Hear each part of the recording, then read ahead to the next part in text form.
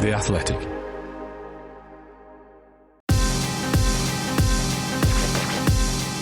Hello and welcome to the Race F1 briefing on Friday the 29th of November 2024. I'm Rob Hansford and the on-track action for Formula One's penultimate Grand Prix weekend of the year has kicked off in earnest, with free practice 1 and sprint qualifying having taken place on Friday. There's plenty to assess on track but also a lot to recap off it too, so let's get cracking. It's not even officially in Formula One yet, but still Audi has had no issues in creating plenty of headline stories surrounding its F1 entry, and this weekend is no different.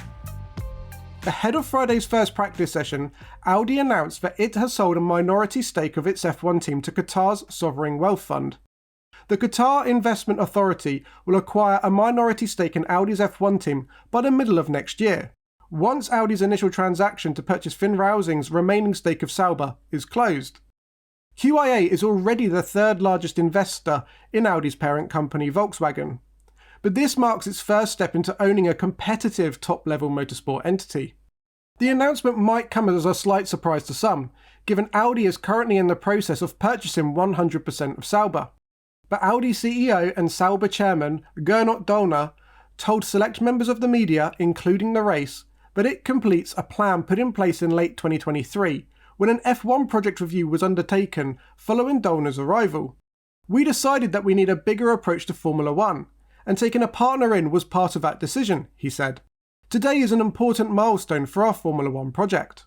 Dollner added that QIA's acquisition of a minority stake is part of the plan we formed in October last year, and that it was necessary for Audi to take 100% control of Sauber first, before then receiving capital injection that would bring more money to the project. That was an integral part of that strategy, said Dollner. This announcement means some of the financial burden has now been lifted from Audi, which is important given it and parent company Volkswagen are making considerable cuts to its workforce in Germany. And Sauber CEO Mattia Binotto admitted that the project is now more affordable and that will help. It's a big boost to the plans that were in place but now need to be executed, Binotto said. Certainly that would enhance the development at the factory in terms of what's required. Tools, expansion, and honestly, people. QIA's involvement in Audi is no different to the structure other teams have, such as Mercedes. Mercedes might be the name on the door, but it has 3 equal owners, with the other 2 parties being Ineos and Mercedes team principal himself, Toto Wolff. But will this new structure help Audi make real strides once its takeover of Sauber is complete? It certainly has a lot of work to do if it's going to make a real mark.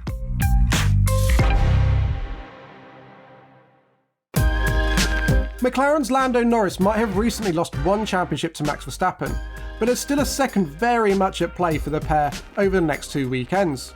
The Constructors' Championship.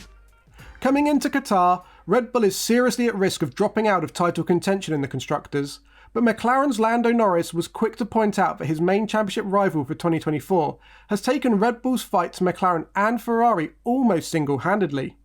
He has to do all the work on his own, said Norris of Verstappen. Hats off to him. He doesn't have someone who is pushing him, doesn't have someone who is trying other things with the car.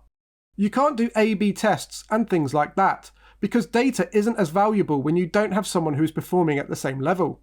Coming into the final 2 rounds, Red Bull is 53 points adrift of McLaren, and so far this year Verstappen has outscored Perez by a huge 251 points. And Norris admitted that had Perez been more competitive, it's likely Red Bull would have won the Constructors' Championship for a 3rd consecutive year. Norris said, Red Bull would have probably won the Constructors if they had 2 drivers as good as Max. As a team, they've probably still done the best job. So can Red Bull remain in the hunt for the Constructors in Qatar? Unlikely if Perez's sprint qualifying performance is anything to go by, something we'll get into in more detail later. The Race F1 briefing.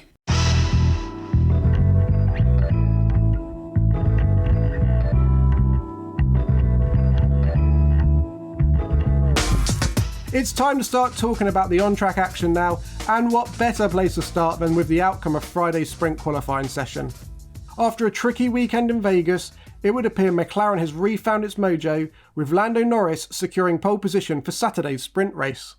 It was far from a dominating performance though. Yes, he took pole position, but he was only 0.06 of a second faster than the Mercedes of George Russell, who appears to be in great form at the moment. Although Russell admitted Norris felt out of reach, despite a recharge issue which could have made a significant difference. Speaking after the session, Norris said, "It's tough here because it's so quick. It feels like the quickest circuit of the year. The final sector feels like you're hanging on. But great qualifying today, especially to bounce back from where we were in Vegas. We came here to get pole, and we got that, so job done for today." Norris's teammate Oscar Piastri was also in the mix, and went up third on the grid for the sprint, while the Ferraris of Carlos Sainz and Charles Leclerc were 4th and 5th respectively. Verstappen meanwhile couldn't get his Red Bull any further up the order than 6th, ending up 3 tenths shy of the ultimate pace. Often a 3 tenths deficit to the pole sitter can still be good enough for the first or second row. But sprint qualifying proved to be incredibly tight and competitive. That meant several other drivers also got a chance to shine, including the Alpine and Haas of Pierre Gasly and Nico Hülkenberg, who were 8th and 9th respectively. Both drivers are on a relatively strong run of form in qualifying sessions of late. Valtteri Bottas also had a strong sprint qualifying session in his Sauber, putting his car 13th on the grid for Saturday's sprint. But while several drivers had a good start to their weekend in Qatar, there were a few whose weekend got off to a miserable beginning.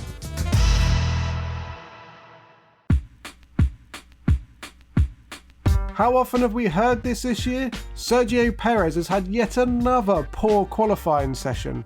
At a time when Perez needs to be pulling out the performances of his life, instead he's just floundering at the tail end of the grid.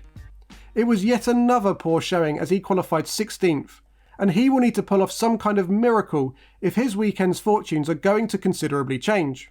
Speaking after sprint qualifying, Perez blamed a late anti-roll bar change and a dice with Leclerc for costing him time, and that it would be very difficult to make much progress through the field in the sprint. "I thought we really progressed with the car from P1 to qualifying. We had a lot more potential and it's a shame that we just ended up here," said Perez.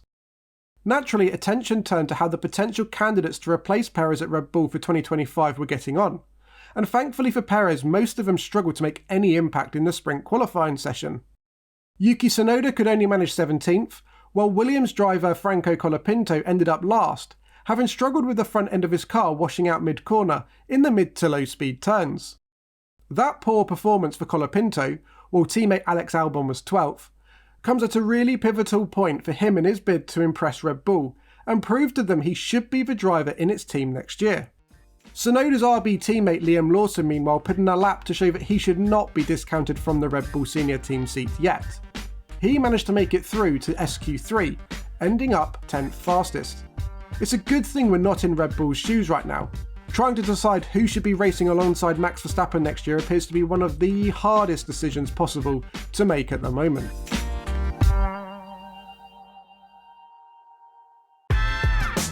That's all of the major talking points from Friday's action now covered. Thank you for joining us once again, and with the grid so tightly packed in sprint qualifying, we could well be in for a fantastic sprint event tomorrow. As ever, check in at the-race.com if you want to catch up on all the latest news and stories coming out of the paddock in Qatar. There will no doubt be plenty of topics to assess as the weekend evolves. I'll be back tomorrow to give you the rundown on the sprint race and qualifying for Sunday's Grand Prix. But in the meantime, goodbye!